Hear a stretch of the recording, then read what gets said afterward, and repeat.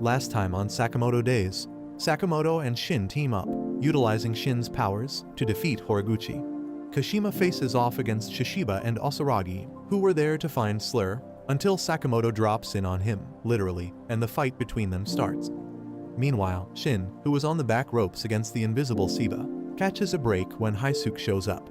Will Sakamoto be able to beat the apparently immortal Kashima? And will Shin and Haisuke's tag team be enough to defeat Siba?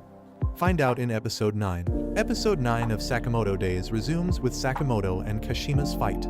Kashima claims that his people were the future of assassination, utilizing science for killing. They were taking the game to the next level, and Sakamoto and his team were just getting in their way. He then tells Sakamoto his team was probably being killed by his subordinates right now. But Sakamoto remains calm since he had faith in his team's ability and jams his pen into Kashima's mouth gun, causing it to go off. On the other hand, Lu's group hid themselves from the enemy as news about their breakout had already spread. Lu makes up her mind to get out of there so she could apologize to Shin no matter what. Shin thanks Haisuke for showing up at the perfect time, which Haisuke realizes after a few business days was a compliment, and blushes. Siba hides himself around a corner to stay out of Haisuke's range, but he didn't know Haisuke was a master at ricocheting bullets and gets hit in the shoulder. Siba then turns invisible and takes off. Following the sound of his footsteps, Haisuke shoots down the platform he was running on. Things then quiet down all of a sudden as Siba stops moving. As the dust clears, Siba reveals himself again, but this time he is back to being visible again. He then makes a throwing motion, and Haisuke gets struck in his shoulder the next second. It was a metal bar wrapped with Siba's jacket, revealing that Siba didn't actually have the invisibility power, but instead it was the jacket. Siba then wraps the jackets around just his arm holding a knife and stabs Haisuke in the gut, dropping him to the ground. Siba calls Haisuke a third-rate sniper and starts leaving. Not willing to let this comment of his slide, Haisuke abruptly calls out to Shin, while Pisuke throws him a bullet. He takes aim and shoots one last shot, but it misses Siba completely. However, the ricochet shot had been shot like that on purpose, as it had hit the smoke detector that then started pouring water directly on Siba, making him visible again and giving Shin an open target. Shin knocks Siba out with a flying spinning kick, and with that, two floor bosses get defeated. Haisuke thanks Shin for reading his mind perfectly, although Shin snaps at him for thinking in such simplistic doodles. Their joy, however, is short-lived as the place starts exploding all of a sudden. Kashima explains that they had fitted the entire place with explosives, which would go off if the lab was at risk of being exposed. He says it would take only 20 minutes for the whole place to go down.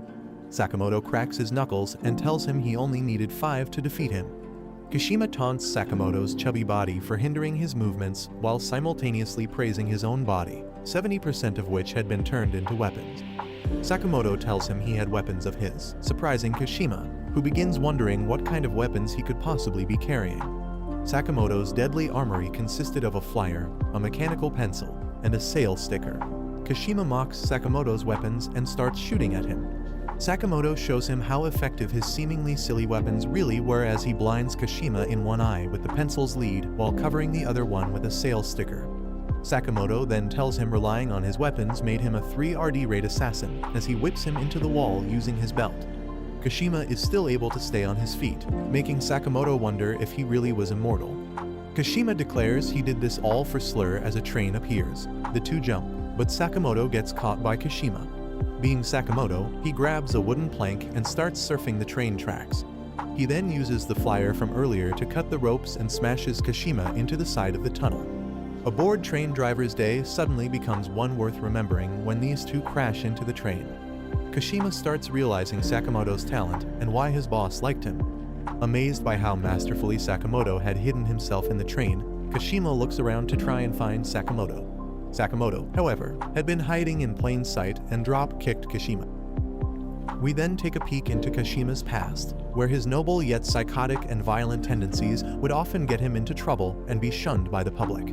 Suddenly, all those people who were questioning his ways started collapsing as a man dressed in all white approached him and praised him for what he did. Calling evil necessary for noble justice, this mystery man, who turned out to be Slur, invited Kashima to his side, asking him to fight for him.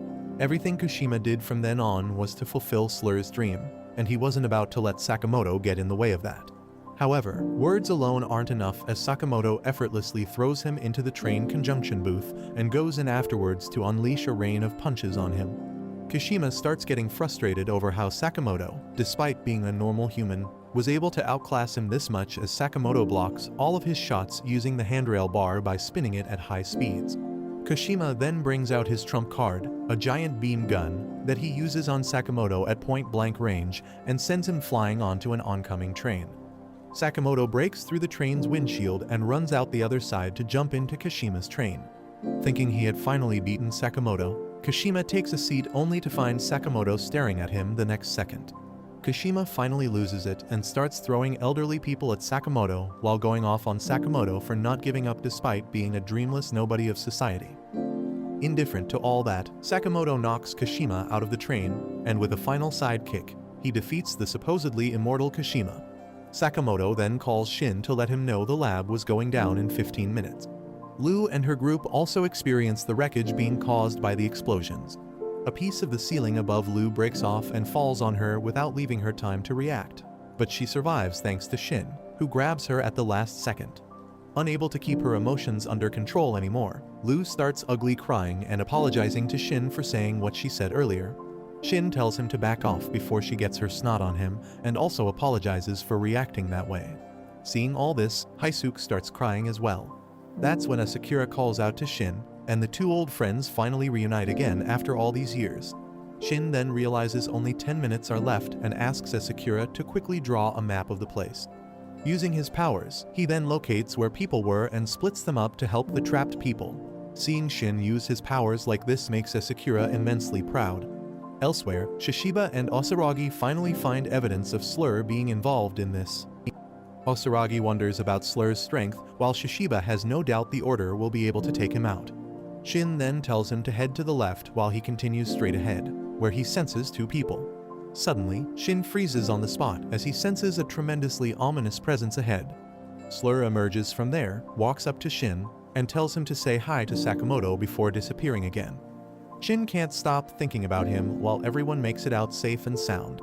They all then swarm Shin and start praising and thanking him. Asakura thanks the Sakamotos for looking after Shin and asks they continue to do so. The entire gang then enjoys a much-earned dinner together where Shin and Lu start fighting again, despite everything that just happened.